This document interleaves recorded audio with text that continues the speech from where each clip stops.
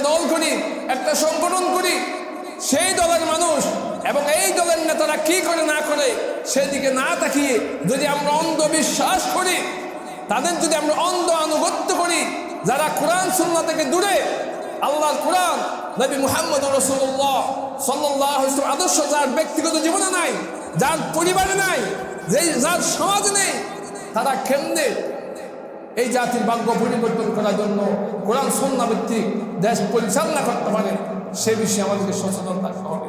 আমরা পরিবারে একজন যখন মিস্ত্রি নিয়োগ দিই, কাঠের মিস্ত্রি হোক, রাজের মিস্ত্রি হোক, তাকে যখন আমরা একটা বড় আকারে একটা বিল্ডিং করা হবে, একটা ভবন করা হবে, তখন আমরা সেটা ফলপ্রসূ হওয়ার জন্য, সেটা সফল হওয়ার জন্য, সেই ভিত্তিটি মজবুত হওয়ার জন্য আমরা এলাকায় খোঁজাখুঁজি করি কোন ইঞ্জিনিয়ারের মাধ্যমে আমরা একটা বিল্ডিংয়ের ড্রয়িং করলে সেটা মজবুত হবে, সুন্দর হবে, আকর্ষণীয় হবে, প্রয়োজনে টাকা বেশি যাক। এরপরেও আমরা সুস্থ মস্তিষ্কে একটা সুস্থ পরিকল্পনা গ্রহণ করি, যার হাত দিয়ে যে ইঞ্জিনিয়ারের মাধ্যমে আমাদের বাড়ির ম্যাপটা করলে, পরিকল্পনা গ্রহণ করলে এই ভিত্তিটি মজবুত হবে, সে বিষয়ে আমরা খুব চিন্তা করি। নিজের বেলায় এটা চিন্তা করি, একটা ব্যবসা বাণিজ্য সফল হওয়ার জন্য কি রকম, কোন জায়গায়, কোন স্টেশনে আমরা দোকানটা নিয়ে বেচা কিনে বেশি হবে, কি রকম মাল আমরা দোকানে রাখলে সেখানে লাভ বেশি হবে, কি রকম সময় বেশি দিলে বেশি মূলধন, বেশি মুনাফা আমরা অর্জন করতে পারবো, সেই সমস্ত সব কিছু আমরা পরিকল্পনা হাতে নিই, সব কিছু আমরা বুঝি। কিন্তু আমরা একজন যখন নেতা নির্বাচন করি, এই নেতা নির্বাচন করার ক্ষেত্রে আমরা চিন্তা করি না। অথচ একজন নেতা সেই পারে পুরা জাতির ভাগ্য পরিবর্তন করে দিতে পারে, সমাজের অবস্থা পাল্টিয়ে দিতে পারে, দেশের অবস্থা পাল্টিয়ে দিতে পারে। এরকম যোগ্য এবং সৎ নেতৃত্ব আমাদেরকে বাছাই করে নিতে হবে। আল্লাহ রাব্বুল আলামিন আমাদের মেধা দিয়েছেন, জ্ঞান দিয়েছেন, সেই মেধা দিয়ে, সেই জ্ঞান দিয়ে, সেই সুস্থ মস্তিষ্কে আমাদেরকে চিন্তা ভাবনা করে এমন নেতাকে আমাদেরকে নির্বাচন করতে হবে, যেই নেতা কোনোদিন কোরআন সুন্নাহ বিরোধী আইন প্রণয়ন করবে না, মানুষের ভাগ্য পরিবর্তনের ব্যাপারে, মানুষের অধিকার আদায়ের ব্যাপারে সচেষ্ট হবে। সে তাকাবে না কোনো মানুষ সে আমার দলের কিনা, সে আমার গোষ্ঠীর কিনা, সে আমার এলাকার কিনা, সে আমার দেশের কিনা, সেদিকে তাকাবে না। শুধুমাত্র সে তাকাবে সে হকের মধ্যে আছে কিনা, সে ন্যায়ের মধ্যে আছে কিনা, সে ইনসাফের মধ্যে আছে কিনা, সে বাস বিচার করে তার ফয়সালা দেবে, তার জন্য সিদ্ধান্ত নেবে। এরকম নেতা আমাদের কি করতে হবে, নির্বাচন করতে হবে। আর আমরা যদি মনে করি আমি যদি সেই নেতার পিছনে পিছনে কাজ করি, সেই নেতার যদি আমরা কাজ করি, আমাকে বড় বড় অফার দেওয়া হচ্ছে, আমাকে সুযোগ সুবিধা দেবে, আমাকে চাকরি দেবে, আমাকে অমুক দেবে, ধমুক দেবে, এগুলি দরকার কি? আমার কথা হলো আমরা দেশের মানুষ, আমি সেই অধিকার চাই না। আমার এলাকার মধ্যে যেই সবচেয়ে বেশি লাঞ্ছিত এবং অবহেলিত, সে যেই পাওয়া, যেই উপযুক্ত, যেই কিছুই পাওয়া দরকার তাকেই দিতে হবে, আমি পাওয়ার দরকার নেই। আমার কাজ হলো আমি একজন মানুষ হিসাবে আমি মানুষের জন্য, আমি দেশের জন্য কি করে যাব, কাজ করে যাব। সেরকম আমাদের কি করতে হবে, কাজ করতে হবে। আল্লাহ রাব্বুল আলামিন কোনো মানুষের ভাগ্য পরিবর্তন করেন না যতক্ষণ না সে নিজের ভাগ্য পরিবর্তনের চেষ্টা করে না। এই জন্য আমাদের ভাগ্য পরিবর্তন করার এখন সময় এসেছে, আমাদের নেতা নির্বাচন করার এখন সুযোগ এসেছে। সারা বাংলাদেশে এখন জুলাই, আগস্ট, 24 জুলাই এবং আগস্টের পরিবর্তনের ফলে মানুষ এখন শিক্ষা নিয়েছে। 17 বছর পর্যন্ত যারা শাসন করেছিল, যারা নেতৃত্ব দিয়েছিল, তারা মানুষের ভাগ্যের পরিবর্তনের চেষ্টা করে নাই, তারা দলীয় ভাগ্য পরিবর্তনের চেষ্টা করেছে, তারা নিজেদের অধিকার আদায়ের চেষ্টা করেছে, নিজেদের সম্পদ নুন দিয়ে তারা দেশের বাইরে হাজার হাজার কোটি টাকা তারা স্থাপন করতে তারা সক্ষম হয়েছে। জনগণের অধিকার, জনগণের মালামাল, জনগণের সম্পদ, দেশের সম্পদ বাইরে তারা পাচার করেছে, যার কারণে তারা স্বাধীন দেশে 17 বছর এত নেতৃত্ব দেওয়ার পরেও তাদের জন্মভূমি সেই মাতৃভূমি হারা হয়ে তাদেরকে বিদেশে এখন স্থান দিতে হয়েছে। সম্মানিত হাজরিন, সেখান থেকে আমাদের শিক্ষা গ্রহণ করতে হবে। আজকে যদি আমরা মনে করি নতুনভাবে আমরা সরকার গঠন করব, নতুনভাবে আমরা ক্ষমতায় যাব, আবার সেই ফেসিবাদরা যেরকম আদর্শে আদর্শিত হয়ে দেশ ছাড়া হয়েছে, এখনো যারা নতুনভাবে স্বপ্ন দেখছে আমরা ক্ষমতায় গিয়ে আবার এগুলো করব, তাহলে সেই স্বপ্ন এখন আর বাস্তবায়ন করতে দেবে না জনগণ। কারণ আপনারা বুঝতে পেরেছেন, ছোট্ট ছোট্ট ছাত্র এবং ছাত্রীরা বৈষম্য বিরোধী আন্দোলন দিয়ে এই সংগঠন, তারা 17 বছরের সেই একেবারে মজবুত সংগঠনকে তারা এই দেশ ছাড়াতে বাধ্য করেছেন।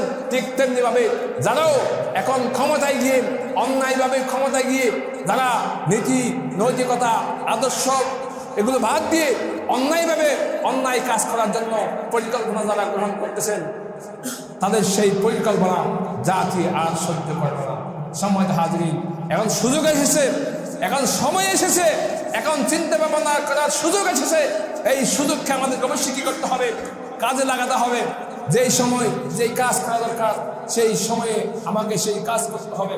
যেমনিভাবে সামনে মনে করেন আমার একটা পরীক্ষা হবে, এসএসসি পরীক্ষা হবে, দাখিল পরীক্ষা হবে, আমি আশা করছি গোল্ডেন এ প্লাস পাবো, কিন্তু আমি বাসার মধ্যে ঘুমিয়ে পড়ে আছি। আমি বইয়ের সাথে আমার কোনো সম্পর্ক নেই, আমার বিভিন্ন সাবজেক্টের বিষয়ে আমার কোনো সম্পর্ক নেই, পড়ালেখা নেই, শুধুমাত্র আমি সময়গুলো অন্যায়ভাবে কাটাচ্ছি। তাহলে সে যদি ঘুমের মধ্যে বসে বসে যদি স্বপ্ন দেখে আমি তো গোল্ডেন এ প্লাস পাবো, তাহলে তার দ্বারা কি গোল্ডেন এ প্লাস পাওয়া সম্ভব হবে? গোল্ডেন এ প্লাস তো দূরের কথা, সে পাশও করতে পারবে না। সম্মানিত হাজিরিন, আমরা যারা ইমানদার মুসলমান, আমরা যারা নামাজ পড়ি, বিশেষ করে আমরা যারা 5 ওয়াক্ত নামাজ জামাতের সাথে আমরা যারা আদায় করি, আমরা চিন্তা করি আমরা আল্লাহর গোলাম, আমরা তো ইমানদার মানুষ, এই দেশে ইসলামী হুকুমত কায়েম হচ্ছে, এটা আমরাও চাই। আমরা কি চাই? আমরাও চাই। তাহলে আমরা যদি মৌখিকভাবে যদি শুধু চাই বলি, সেটা কি হবে? হবে না। কাজ করতে হবে, পরিশ্রম করতে হবে, সেটা বাস্তবায়নের জন্য কি কি অন্তরায় রয়েছে সেই বিষয়ে আমাকে চিন্তা করতে হবে, টার্গেট নিতে হবে। সফল হওয়ার জন্য, ভালো রেজাল্ট করার জন্য কি কি কাজ করতে হবে আমাকে পরিকল্পনা করতে হবে। পরিকল্পনা ছাড়া কোনো কাজেই কোনো অবস্থায় সফল হতে পারবো না। সময় হাজির, এই জন্য আজকে যেহেতু আমাদের সময় এসেছে, এই দেশের নির্বাচন হবে, এই নির্বাচনে যারা নেতৃত্ব দিবে, যারা আমাদের দেশের নেতা হবে, আমাদের অভিভাবক হবেন, আমাদের এমপি হবেন, তাদের মধ্যে কীরকম যোগ্যতা থাকা দরকার, কোরআন সুন্নাহর সেই জ্ঞান আছে কিনা। তারা যখন ক্ষমতায় যাবে, তারা ক্ষমতায় গিয়ে আল্লাহর কোরআন, নবী মুহাম্মদ রাসূলুল্লাহ সাল্লাল্লাহু আলাইহি ওয়াসাল্লামের সেই আদর্শ অনুযায়ী তারা বাস্তবায়ন করবে কিনা, তারা সংসদে সেটা পাশ করবে কিনা, কোরআন সুন্নাহ ভিত্তিক পরিবার নীতি, সমাজনীতি, রাষ্ট্রনীতি, অর্থনীতি, তারা সব কিছু কোরআন সুন্নাহ ভিত্তিক করবে কিনা, এই সমস্ত চিন্তা ভাবনা কাদের আছে, কাদের নাই, এগুলো আমাদেরকে চিন্তা ভাবনা করা। এখন সুযোগ এসেছে, সেই সুযোগকে আমাদের কি করতে হবে, কাজে লাগাতে হবে। সম্মানিত হাজিরিন, তাহলে সঠিক নেতৃত্ব শুধুমাত্র ভালো খাওয়া এবং ভালোভাবে থাকার জন্য জরুরি নয়, আমাদেরকে ভালো খাওয়াবেন, আশা রাখবেন এবং ভালো রাখবেন আল্লাহ রাব্বুল আলামিন। আমাদেরকে যিনি বেশি ভালো খাইতে পারেন, যাদের বেশি টাকা পয়সা, যারা বেশি সম্পদশালী, সেদিকে তাকিয়ে আমরা মানুষদেরকে নেতা বানানোর জন্য চেষ্টা করলে হবে না। আমাকে চিন্তা করতে হবে সে মানুষটি কীরকম, সে মানুষটি ভালো কিনা, সে দিনের পক্ষে আছে কিনা, তার মাধ্যমে চুরি হবে কিনা, ডাকাতি হবে কিনা, সন্ত্রাসী হবে কিনা, চাঁদাবাজি হবে কিনা, এবং অবৈধ কিছু এখানে প্রচার হবে কিনা, সেই বিষয়ে আমাকে সিদ্ধান্ত নিতে হবে। কাকে নেতা বানালে আমরা সমাজে শান্তিতে বসবাস করতে পারবো, কাকে আমরা নেতা নির্বাচন করলে আমরা আমাদের অধিকার ফিরিয়ে পাবো, সে বিষয়ে আমাদের অনেক বেশি কী করতে হবে, সচেতন হতে হবে। সম্মানিত ইমানদার ভাইয়েরা, আমাদেরকে বুঝতে হবে আমরা একজন নেতা নির্বাচন করলাম মনে করে আমরা সামান্য কিছু আমার ব্যক্তিগত আমার লাভ হতে পারে, আমি যদি অমুক নেতার যদি পাশে থাকি আমি অনেক সুযোগ সুবিধা পাবো, অনেক টাকা পয়সা মালিক হতে পারবো, আমি চাকরি বাকরি অনেক ভালো পজিশন আমি যেতে পারবো। কিন্তু চিন্তা করতে হবে আমি যে নেতাকে নেতা মানবো, সেই নেতা যদি ক্ষমতা করার পরে যদি দেশের সম্পদ যদি সঠিকভাবে জনগণের হাতে যদি পৌঁছে না দেয়, সে সম্পদ যদি লুণ্ঠন করে, সে যদি অবৈধ সম্পদ যদি ইনকাম করে, সে আমাকে 1000 কোটি টাকা দেবে, আমার কি লাভ? সে যদি অবৈধ কাজ করে তাহলে সে অবৈধ কাজে সে যে অন্যায় করবে সে অন্যায়ের যে গুনাহ হবে সে গুনার ভার আমি যদি সমর্থন দিই তাকে কি করতে হবে? বহন করতে হবে। সময় হাজির আজকের মানুষ দেখা যায় 1000 টাকার বিনিময়ে, 500 টাকার বিনিময়ে, 2000 টাকার বিনিময়ে মানুষ কি হয়ে যায়? বিক্রি হয়ে যায়। কিন্তু সারা বছর 5টা বছর যে দেশের মানুষের অধিকার রক্ষা করবে, দেশের মানুষের নেতৃত্ব দিতে হবে, সঠিকভাবে দিবে কিনা, নাকি টাকার বিনিময়ে আমাদের থেকে আমাদের সেই বুটটা কেড়ে নিয়ে আমাদের উপর উল্টা আমাদের উপর জুলুম করে নির্যাতন করে, সেটা আমাকে চিন্তা করতে হবে। আজকে আমরা শুধু বর্তমান লাভটা দেখি, আমি তো কিছু লাভবান হলাম, আমি তো 5,000 টাকা পেলাম, আমি 10,000 টাকা পেলাম, আমি একটা সুযোগ সুবিধা পেলাম, আমি একটা তার মোবাইল পেলাম, আমি একটা তার সালাম পেলাম। তাহলে আমাকে একজনকে সম্মান করলো, হাজার হাজার মানুষের অধিকার নষ্ট করলো। আমরা আমাদের 5 জনকে শ্রদ্ধা করলো, শত শত হাজার হাজার মানুষকে সে মানুষের সম্পদ লুণ্ঠন করলো। আমাদের 10 জনকে চাঁদা দিল, 10 জনকে আমাকে হাদিয়া দিল, উপহার দিল, আমাদেরকে 100 জনকে চাকরি দিল, হাজার হাজার মানুষের সে সম্পদ লুণ্ঠন করলো। তাহলে যদি একজন নেতা যদি সেভাবে অন্যায় অপকর্ম যদি করে, আমাদের সাপোর্টের কারণে যদি করে, আমাদের মনোনয়নের কারণে যদি করে, তাহলে সে যত অপকর্ম করবে তার সেই অপকর্মের শাস্তি একটা ভাগ আমরা যারা নেতা বানালাম তার কাঁধে উঠবে। কি করতে হবে? আমাদের দেশের এই অবস্থা কেন? স্বাধীনতার 54 বছর পর্যন্ত 1971 সালে এই বাংলাদেশ স্বাধীন হয়েছিল। স্বাধীন হওয়ার পর থেকে আপনারা দেখছেন বিভিন্ন দেশ ক্ষমতায় এসেছিলেন, তারা দেশ শাসন করেছিল। বিশেষ করে আমাদের এই বাংলাদেশে যারা মুসলিম শাসক, শতকরা 90% মুসলমানের এই দেশে মুসলিমরা প্রধানমন্ত্রী দায়িত্ব পালন করেছিল। কিন্তু আমরা একে একে দেখলাম বিভিন্ন দলের নেতারা দেশ পরিচালনা করেছিলেন, কিন্তু আমরা তাদেরকে সাপোর্ট দিয়েছিলাম, তাদেরকে আমরা নেতৃত্বের আসনে বসিয়েছিলাম। এরপরেও তারা শতকরা 90% এই মুসলমানের দেশে মুসলমানদের অধিকার আদায় করার কোনো সুযোগ তারা করতে পারে না। শুধু মুসলমান নয়, অমুসলমানদের অধিকার আদায় করার জন্য তারা সক্ষম হতা অর্জন করতে পারেননি। এমনকি একেবারে সর্বশেষ লাগাতার 3 বার এই দেশের প্রধানমন্ত্রী হওয়ার পরেও, মুসলমান প্রধানমন্ত্রী হওয়ার পরেও তারা দেশের মধ্যে সঠিক নেতৃত্ব সঠিকভাবে দিতে না পারার কারণে তারা তাদের সেই জন্মভূমি মাতৃভূমির স্বার্থে তাদেরকে এলাকাবাসী জনগণ তাদেরকে বাধ্য করেছে। সম্মানিত উপস্থিতি, তাহলে স্বাধীনতার 54 বছর পর্যন্ত আমাদের দেশে আমরা অনেক নেতার পরিবর্তন দেখেছি, অনেক মন্ত্রিত্বের পরিবর্তন দেখেছি, অনেক শাসকের পরিবর্তন দেখেছি, কিন্তু কোন মানুষের ভাগ্যের পরিবর্তন আমরা দেখতে পাই নাই। পেয়েছেন কিনা? আমরা কোন মানুষের ভাগ্যের আমরা পরিবর্তন করতে দেখিনি। সম্মানিত হাজিরিন, ভাগ্য পরিবর্তন করার জন্য আল্লাহ তাআলা অটোমেটিক আমাদেরকে সেই ভাগ্য আমাদের ভিতর ঢুকিয়ে দেবেন না। সে ভাগ্য পরিবর্তনের জন্য আমাদেরকে কি করতে হবে? চেষ্টা করতে হবে, প্রচেষ্টা করতে হবে। আল্লাহর হুকুম, নবী মুহাম্মদ রাসূলুল্লাহ সাল্লাল্লাহু আলাইহি সাল্লাম এর সে আদর্শ অনুযায়ী আমাদের জীবন অতিবাহিত করতে হবে।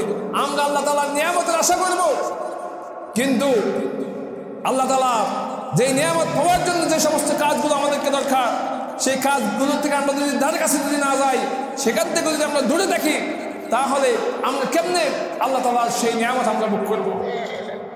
এটা কোনো রাজনৈতিক বক্তব্য নয়, কিছু বাড়িয়ে বলা, কিছু কমিয়ে বলা। আল্লাহ তাআলা বলছেন যে তোমরা যেই কাজের জন্য সুপারিশ করবে, যে ব্যক্তি কল্যাণ এবং সৎ কাজের সুপারিশ করবে, সে টাকা থেকে একটা অংশ পাবে।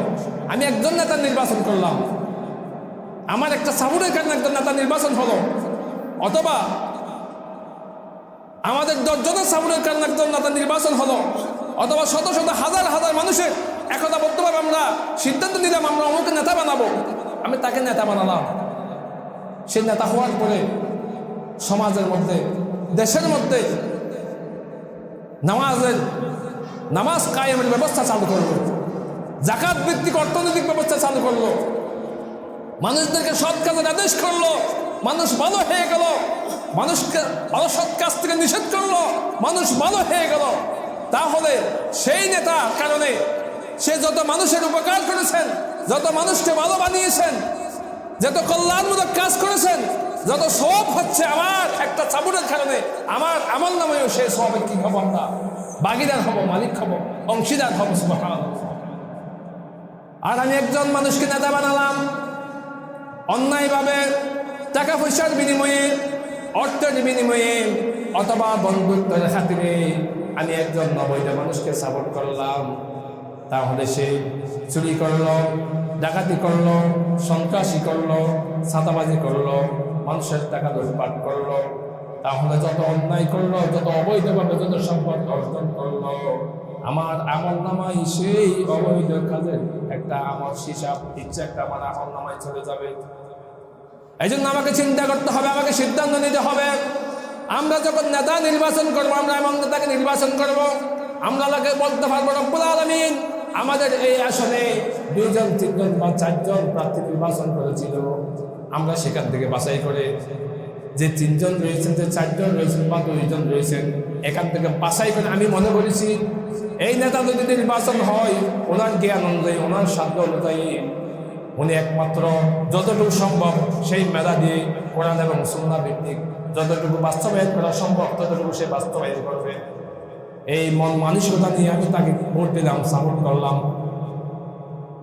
আরেকজন মানুষ আমি নিশ্চিত জানি যে সে যদি ক্ষমতা লাভ করে, সে কোরআন সুন্নাহ ভিত্তিক দেশ তো কায়েম করবে না সেটা আমি নিশ্চিত জানি। এরপরে সে অবৈধ কাজ করবে, অন্যায়কে প্রশ্রয় দেবে, অন্যায়ের সহযোগী হয়ে যাবে। এটা জানা সত্ত্বেও যদি আমি তাকে যদি সে অন্যায় কাজে যদি সাপোর্ট করি, যদি সমর্থন করি, সে ওনার 5 বছর ক্ষমতায় মধ্যে থাকাকালীন সময়ে যত অন্যায় করবে, যত অপকর্ম করবে, যত অবিচার করবে, যত জুলুম করবে, নির্যাতন করবে, অত্যাচার করবে, সেই অত্যাচারের পরিমাণে বিনিময়ে যত গুনাহ হবে, সে গুনার একটা ভাগ আমার আমল নামায় চলে আসবে। এজন্য আমরা যারা ইমানদার, আমরা যারা মুমিন মুসলমান দাবি করি, আমাদেরকে সচেতন হতে হবে, সজাগ হতে হবে। এজন্য আল্লাহ রাব্বুল আলামিন বলেন, আমার এই জমিনের মধ্যে এমন কিছু মানুষ আছে যাদেরকে যখন আমি দুনিয়ার জীবনে ক্ষমতা দান করব, তারা 4টি কাজ করবে।